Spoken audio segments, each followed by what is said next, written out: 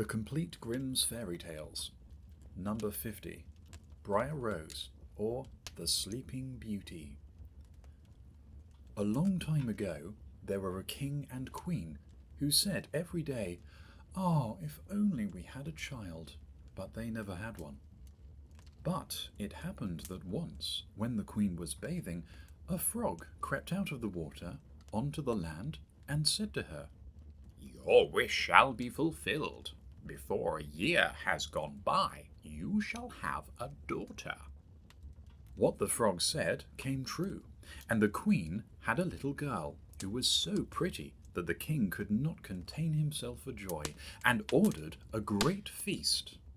He invited not only his kindred, friends, and acquaintances, but also the wise women, in order that they might be kind and well disposed towards the child. There were 13 of them in his kingdom, but as he had only 12 golden plates for them to eat out of, one of them had to be left at home.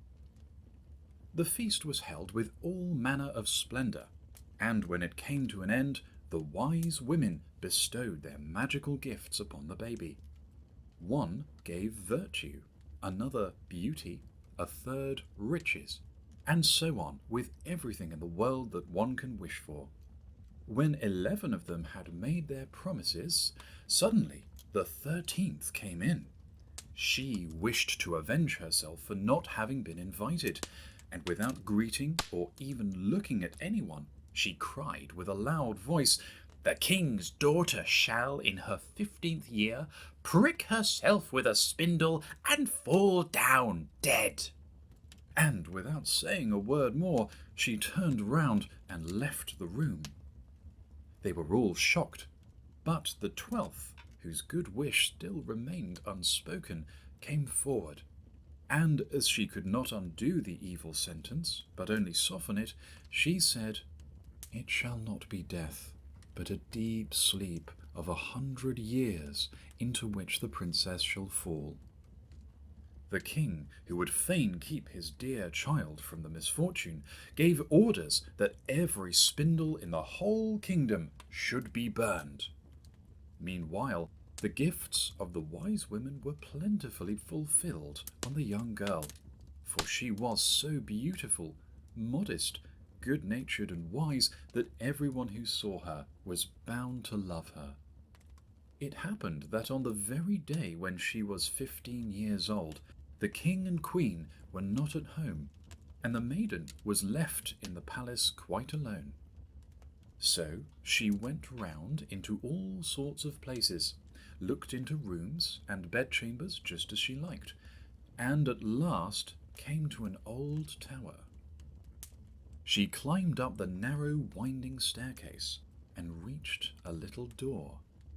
A rusty key was in the lock, and when she turned it, the door sprang open, and there in the little room sat an old woman with a spindle, busily spinning her flax.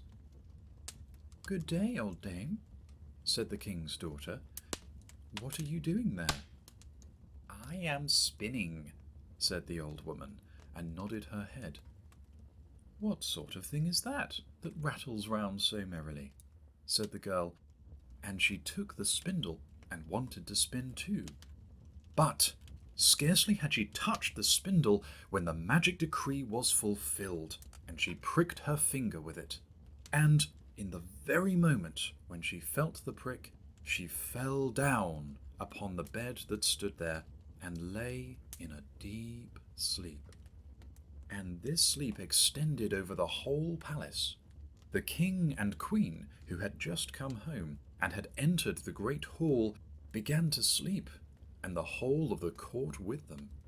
The horses, too, went to sleep in the stable, the dogs in the yard, the pigeons upon the roof, the flies on the wall, even the very fire that was flaming on the hearth became quiet and slept.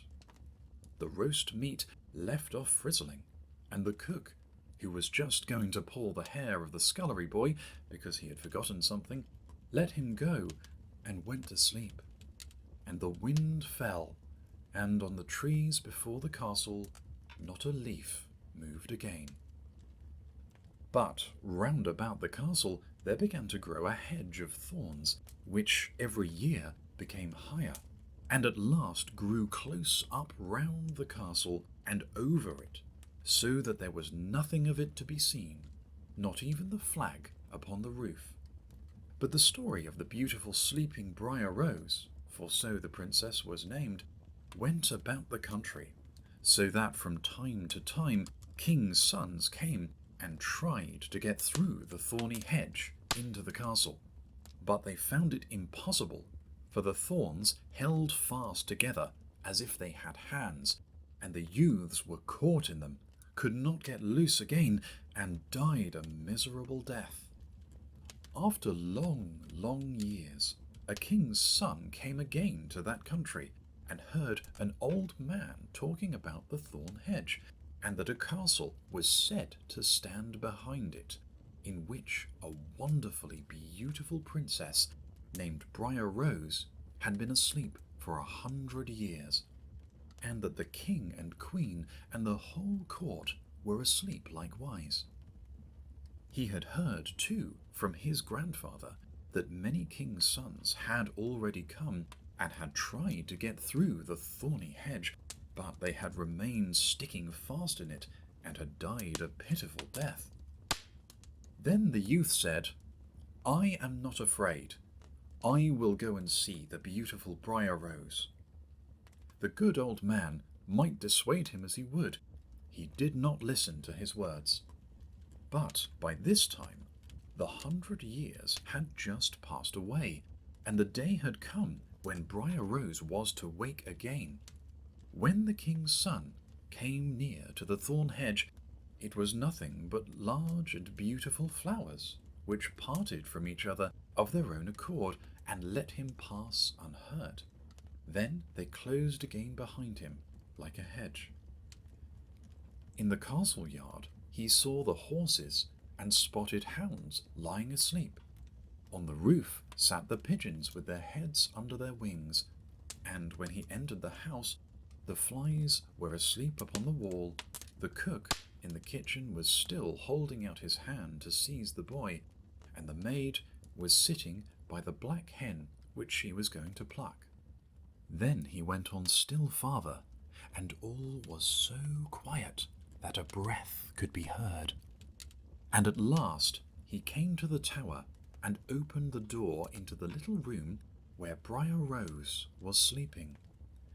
There she lay, so beautiful that he could not turn his eyes away, and he stooped down and gave her a kiss. But as soon as he kissed her, Briar Rose opened her eyes and awoke and looked at him quite sweetly. Then they went down together, and the king awoke, and the queen, and the whole court, and looked at each other in great astonishment. The horses in the courtyard stood up and shook themselves. The hounds jumped up and wagged their tails. The pigeons upon the roof pulled out their heads from under their wings, looked round, and flew into the open country. The flies on the wall crept again. The fire in the kitchen burned up and flickered and cooked the meat. The joint began to turn and frizzle again, and the cook gave the boy such a box on the ear that he screamed, and the maid plucked the fowl ready for the spit. And then the marriage of the king's son with Briar Rose was celebrated with all splendour, and they lived contented to the end of their days.